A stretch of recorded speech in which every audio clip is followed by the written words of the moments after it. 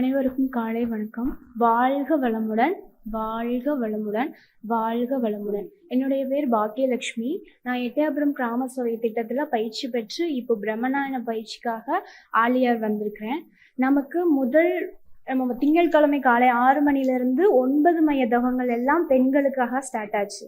அதே மாதிரி 9 தத்துவங்கள் கொண்ட கோட்பாடாக நமக்கு 9 கிளாஸஸ், இப்போ வரைக்கும் யோக நெறி வரைக்கும் நம்ம 9 கிளாஸஸ் இங்கே பார்த்தோம் இந்த ஆலியார் பிரம்மஞான பயிற்சியில. அதுல ஐயா முதல் வகுப்பான பிரபஞ்ச விளக்கத்தை பத்தி சொன்னாங்க. முதல் கேள்வியா எது தெய்வங்கிறதையும் நமக்கு வச்சுதான் கிளாஸ் ஸ்டார்ட் பண்ணாங்க. அதுக்கு எளிமையான தத்துவத்தையும் ஐயா நமக்கு கொடுத்தாங்க. எது தெய்வம், நீதான் தெய்வம், நீ பாக்குறதெல்லாம் தெய்வம் அப்படின்னு சொன்னாங்க. அதே மாதிரிதான் மகரிஷியும் சொல்லியிருக்காங்க. அண்டத்தில் தெய்வமாக பேசப்பட்டது பிண்டத்தில் உயிராக பேசப்படுகிறது.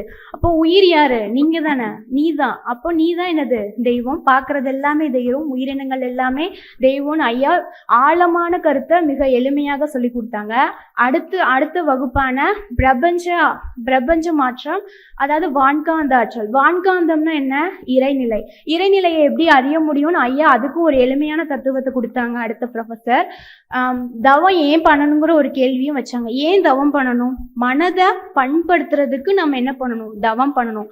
எப்படி ஒரு நிலத்தை பண்படுத்தினா விவசாயத்தை மேம்படுத்த முடியுமோ, உன்னுடைய மனதை பண்படுத்துவதற்கு தவத்தை மேற்கொள்ள வேண்டும் அப்படின்னு ஐயா சொன்னாங்க. இப்போ நம்ம எல்லாம் அகத்தாய்வுல படிச்சிருப்போம்.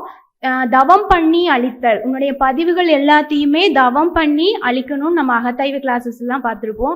அதுவும் மிக எளிமையா இருந்தது. இந்த 9 கிளாஸஸ்லயும் எனக்கு மிகவும் ரொம்ப ஈர்த்த ஒரு தலைப்பு என்னன்னா செயல் விளைவு தத்துவம். நியூட்டன் ஒரு 3வது விதியில சொல்லியிருப்பாரு, every action has a opposite reaction சொல்லியிருப்பாரு. எல்லா வினைக்கும் ஒரு எதிர்வினை உண்டு. அம்மா அவங்களுடைய காந்த குரலால இந்த அரங்கமே அதிர மாதிரி நிறைய சொன்னாங்க செயல் விளைவு தத்துவத்தை பத்தி. நம்ம உடம்புல எப்படி ஜீவகாந்த அலைகள் பரவன மாதிரி அம்மாவோட குரல் இந்த அரங்கம் முழுவதும் இன்னமும் எனக்கு கேட்டுட்டு இருக்குது. செயல் நீ செய்யற, விளைவு யாரு கொடுக்குறான்னா இறைவன் கொடுக்குறான். அந்த இறைவன் யாரு? நம்ம தானே, நம்மளை தானே இறைவன் சொல்லியிருக்கிறாங்க. அப்போ நீ என்ன செயல் செய்யறியோ அதோட நல்ல செயல் செய்தினா நல்ல விளைவை இறைவன் கொடுக்குறாரு, தவறான செயல் செய்தினா தவறான விளைவை இறைவன் கொடுக்குறாங்கன்னு சொல்லி அம்மா நிறைய எடுத்துக்காட்டுகளோட கொடுத்தாங்க.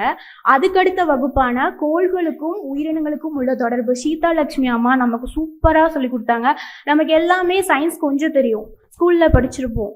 ஆனா என்ன தெரியும்னா பூமி தன்னை தானே சுற்றி சூரியனையும் சுற்றிக்கிறது, அதோட கால அளவு தெரியும். ஆனா அதுக்கும் மீறி பூமிக்கும் புதனுக்கும் சுக்கிரனுக்கும் குரு இதுக்கு எல்லாத்துக்குள்ள இடைவெளிய அம்மா மென்ஷன் பண்ணி காட்டினாங்க. இதெல்லாம் நமக்கு தெரிஞ்சதா இருந்தாலும் தெரியாததையும் சொல்லி கொடுத்தாங்க, தெரிஞ்சதையும் தெளிவாக சொல்லி கொடுத்தாங்க. அடுத்து நேற்று நமக்கு கடைசியா பார்த்த அன்பும் கருணையும் அப்படின்னா என்ன? இறைநிலையோட வெளிப்பாடுதான் அன்பும் கருணையும் ஐயா சொன்னாங்க. அப்போ இறைநிலையை மட்டும் இல்லாம அதுல விஞ்ஞானமும் மெய்ஞானமும் சேர்ந்துதான் இறைநிலையின் வெளிப்பாடு அப்படின்னு அன்பும் கருணைங்கிற தலைப்புல ஐயா சொன்னாங்க. அப்போ இந்த பிரம்மஞான பயிற்சியில இருந்து என்ன கத்துட்டோம்னா, இங்கிலீஷ்ல ஒரு பாட்டு இருக்கு, no one can take away from you what providence has allotted for you அப்படின்னு சொல்லுவாங்க. உனக்காக ஒதுக்கப்பட்டதை உங்ககிட்ட இருந்து யாரும் பறிக்க முடியாது. அதே மாதிரி மகரிஷி நமக்காக கொடுத்த இந்த பிரம்மஞான பயிற்சி, இந்த மனவளக்கலை பயிற்சியை நம்ம கிட்ட இருந்து இனிமேல் யாரும் என்ன பண்ண முடியாதுங்க, பறிக்க முடியாது. ஆனா என்ன பண்ண முடியும், நம்மளால மற்றவங்களுக்கு நம்ம கத்துக்கிட்ட ஞானத்தை பகிர்ந்துக்க முடியும்.